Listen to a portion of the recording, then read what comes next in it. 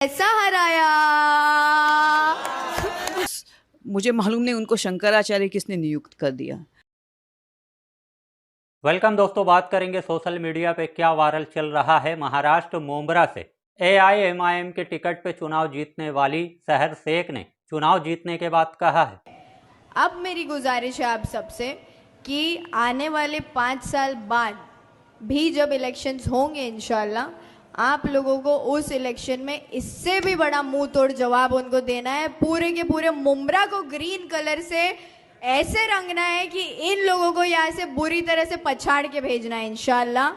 अब सहर शेख ने चुनाव जीतने के बाद जो कुछ कहा, उसके बाद गोदी मीडिया ने इनके नाम का सुपारी ले लिया। हर तरफ यही खबरें चलने लगी कि सहर शेख ने कहा है कि मुंब्रा को हरा कर देंगे।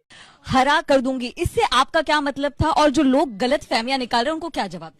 हरा कर दूंगी का मतलब था कि आज हम 5 सीटें जीते हैं, आने वाले चुनाव में हम उससे ज्यादा और मेजॉरिटी सीट से MIM पार्टी को यहाँ पावर में लाना चाहते थे इंशाल्लाह, और लाना चाहते हैं अभी भी। तो स्टेटमेंट का प्योरली मतलब पार्टी लेवल पे था, उसको कम्युनलाइज किया गया। Social media user Chitra Tripathi के शो का थंबनेल पोस्ट कर रहे हैं। चित्रा त्रिपाठी ने लिखा है, भाईजान का जहर।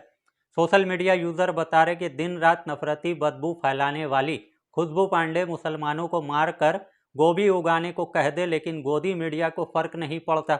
आधी मर्द आधी औरत जैसी दिखने वाली रिद्धि शर्मा एक के बदले 100 मुसलमानों को जलाने की बात कह दे, तब भी गोदी मीडिया को कोई फर्क नहीं पड़ता। लेकिन AIMIM की काउंसिलर सहर शेख ने अपने इलाके को हरा करने की बात कह दी तो चित्रा त्रिपाठी और गोदी मीडिया के गांव में आग लग जाती है। तो social media user Chitra Tripathi को बता रहे हैं कि AIMIM के झंडे का कलर हरा है, और काउंसिलर ने अगर बोल दिया कि इस बार कम जीता है, अगली बार और ज़्यादा जीतेंगे, इलाके को पूरा हरा कर देंगे, तो इसमें कौन सी बुरी बात हुई।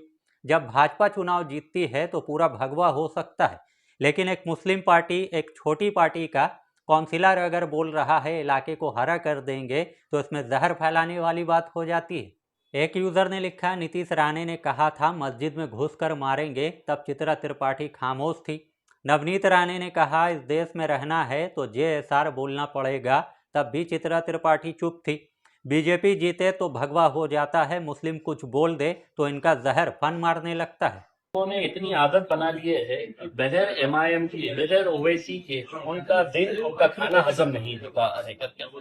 तो हम तो एक तो पहले इनके मुंह लगते नहीं है, लेकिन उठे सुठे अगर कोई भी अगर हमारे बारे में बेफजूल की बातें अगर करते रहेंगे उसमें, तो आप ये एक्सपेक्ट मत करिएगा कि हम गूंगे भूखे और बहरे लोगों की जमात नहीं। आप जिस लहजे के अंदर सवाल करेंगे उसी लहजे के अंदर आपको है तो हम जवाब देंगे। उसके बाद पूर्व एक्ट्रेस और किन्नर अखाड़े की महामंडलेश्वर ममता कुलकर्णी ने शंकर आचार्य अभिमुक्तेश्वर आनंद पे सवाल उठा दिया है। ये 2 सवाल पूछ रही है। पहला सवाल ये है कि शंकर आचार्य किसने नियुक्त किया है, और दूसरी बात यह है कि करोड़ों की भीड़ में रथ लेकर जाने की क्या जरूरत है। देखिए, सर्वप्रथम मुझे मालूम नहीं उनको शंकराचार्य किसने नियुक्त कर दिया। अपना तो कुंभ में करोड़ों की भीड़ चलती रहती है, तो आपको बोला है कि आपका जमावट, आप चल के जाओ, आपको सिर्फ स्नान करना है। स्नान यानी अमृत। तो उन्होंने अपने अहंकारास्पद व्यभिचार से उन्होंने अपने बेचारे शिष्यों को उन्होंने ये करके रख दिया उनको। तो 8 से 10 महीने पहले ममता कुलकर्णी महामंडलेश्वर बनी है, लेकिन इन्होंने शंकराचार्य के ऊपर सवाल उठा दिया है कि शंकराचार्य को शंकराचार्य किसने नियुक्त किया है। सोशल मीडिया पे चल रहा है कि खुद 12 महीने पहले महामंडलेश्वर बनी है और शंकराचार्य जी से सवाल कर रही है, पता नहीं कि शंकराचार्य किसने बनाया है। एक यूज़र ने लिखा, बताइए ऐसे ऐसे ऐरे गैरे को भी शंकराचार्य जी का विरोध करने के लिए रखा है, जिनका खुद का कोई वही खाता नहीं है। उसके बाद स्मृति ईरानी दावोस गई हुई है, वहाँ पे उनका मीटिंग हो रहा, और उसको लेकर स्मृति ईरानी ट्विटर के ऊपर जो अपडेट दे रही है, उसको लेकर social media user Smriti Irani को ट्रोल कर रहे हैं। स्मृति ईरानी ने लिखा, दावोस 2026 का मकसद ऐसे रास्ते बनाना था जहां समानता और अर्थव्यवस्था एक दूसरे को मजबूत करे। मकसद वाली पार्टनरशिप, रणनीतिक सहयोग और ऐसे निवेश के जरिए जो फोरम से परे और असल अर्थव्यवस्थाओं को टिकाऊ असर डाले।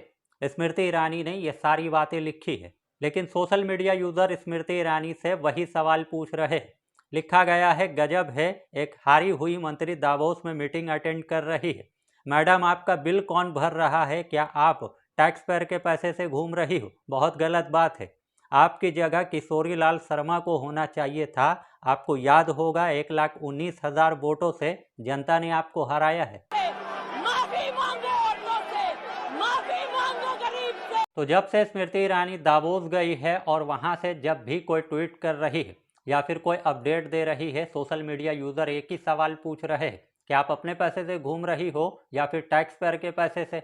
उसके बाद इस खबर को लेकर सोशल मीडिया के ऊपर हर तरफ चर्चा है।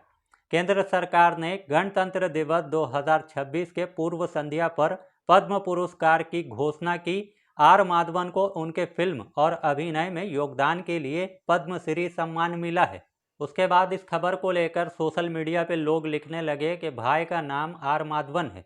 भाई इंडिया छोड़कर परिवार के साथ हमेशा के लिए दुबई चले गए हैं। भाई अब हर महीने एक देशभक्ति वाला फिल्म करने आते हैं और मोदी की तारीफ करते हैं। भाई राष्ट्रवाद के नाम पर पैसे कमाकर चले जाते हैं और बाकी समय दुबई के साफ हवा में मजा करते हैं। भाई ने यूएई में बैठे बैठे और विदेश में अच्छी जिंदगी जीते जीते पद्मश्री भी जीत लिया है। विश्व गुरु में राष्ट्रवाद के नाम पर लोगों को बेवकूफ़ बनाना और सरकार को खुश करना कितना आसान है। एक यूज़र ने लिखा है, एक दिन ऐसी सरकार आएगी जो बेटर अपॉर्चुनिटी के लिए भारत छोड़ने वालों को पद्मश्री देगी। तो जब से आर माधवन को पद्मश्री अवार्ड मिला है, सोशल मीडिया के ऊपर सिर्फ यही बातें चल रही। लोग ये बता रहे कि आर माधवन अपनी पूरी फैमिली के साथ इंडिया को छोड़कर दुबई में शिफ्ट हो चुके हैं। कभी कभी आते हैं, प्रोपागेंडा फिल्म बनाते हैं, सरकार की तारीफ करते हैं और सरकार उनको पद्मश्री अवार्ड दे देती है। कितना आसान है पद्मश्री अवार्ड लेना। उसके बाद सोशल मीडिया पे चल रहा है कि एक का नाम है सोनम सिंह खत्री, जिनका इंस्टाग्राम के ऊपर 2.9 मिलियन फॉलोवर्स है। Profession fitness influencer. हस्बैंड का नाम है रोहित खत्री। रोहित खत्री के इंस्टाग्राम के ऊपर 2.4 मिलियन फॉलोवर्स है। Profession fitness influencer. Sonia Singh Khatri और रोहित खत्री पति पत्नी है। दोनों जाने माने फिटनेस इन्फ्लुएंसर है। वे अपने कंटेंट से लाखों युवाओं को मोटिवेट करते हैं। सोनिया सिंह पेड सब्सक्रिप्शन भी देती है, जिसे कथित तौर पर लगभग 7,700 लोगों ने लाइक किया है। लेकिन एक गंभीर सवाल बना हुआ है, क्या शोहरत सिर्फ शरीर दिखाने, छोटे कपड़े पहनने, भड़काऊ कंटेंट बनाने से मिलता है? तो सोशल मीडिया के ऊपर इनको लेकर बातें शुरू हो जाती है कि इनके इंस्टाग्राम के ऊपर इतने फॉलोवर्स है, उसके ऊपर से इनको पेड सब्सक्रिप्शन भी मिलता है। लेकिन क्या पैसे कमाने के लिए सिर्फ यही रास्ता है? इस काम को दूसरे तरीके से भी किया जा सकता है। तो कम वक्त में ज़्यादा अपडेट आपको बताने की कोशिश करते हैं। आपको अच्छा लगता है तो वीडियो को लाइक, वीडियो को शेयर कीजिए और चैनल पे नए हैं तो चैनल को सब्सक्राइब कीजिए।